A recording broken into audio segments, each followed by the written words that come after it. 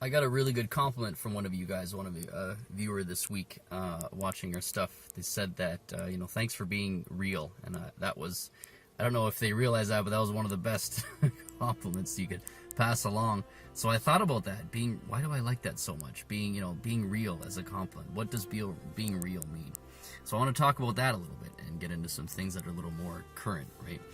When you're real, the way I take that is you're connecting with the person because you're being honest, open. You're not having some kind of facade, and that was one thing that I learned very well how to do this year with the pandemic.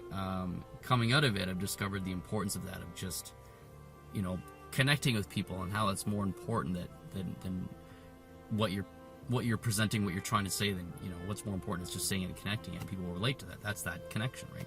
That doesn't mean that what you're going to say is always pretty and comforting and polished. That's not what connects with people. What connects with people is they understand that you have the same issues that they have, connecting, right? And when you look at things on the mainstream media, that's why people don't feel so connected to it, because it's polished. It's trying to say a certain thing a certain way. It's politically correct and things like that. And that's why I think there's a lot of the pushback on a lot of political correctness, is because it doesn't feel as real, right? So when we're talking about connection, think about a long-term relationship you may have had, right? If you're married, then you know that with your spouse, if you're in a good relationship, you are real with them. They know how you feel. They know, the good and the bad and the ugly, right?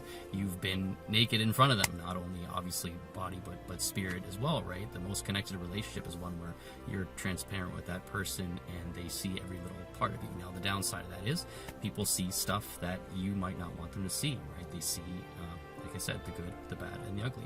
Now, the drawback to that is you're going to see some unpleasant things about some people, but the upshot is that you feel a connection.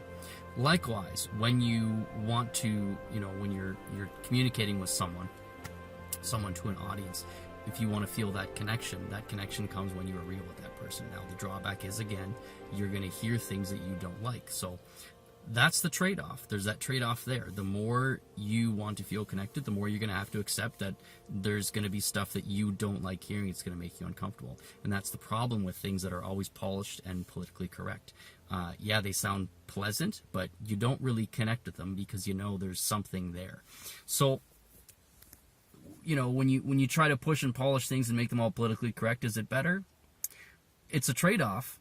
Because, yeah, you're saying the right, appropriate things and you're not offending anyone, but then you're not really connecting with them. So, it's just it's a matter of trade-off. What do you want to do? Do you want to connect, right? Or do you want to not be offended?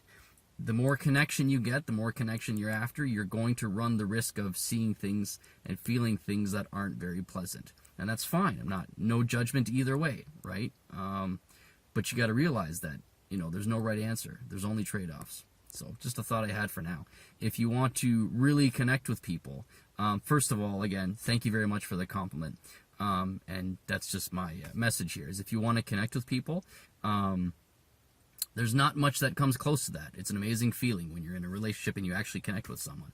But the trade-off is you're going to see, feel, hear things that you don't always like and make you feel uncomfortable. Okay? But we can't grow unless we're pushing a little bit out of our comfort zone, a little bit at a time, right?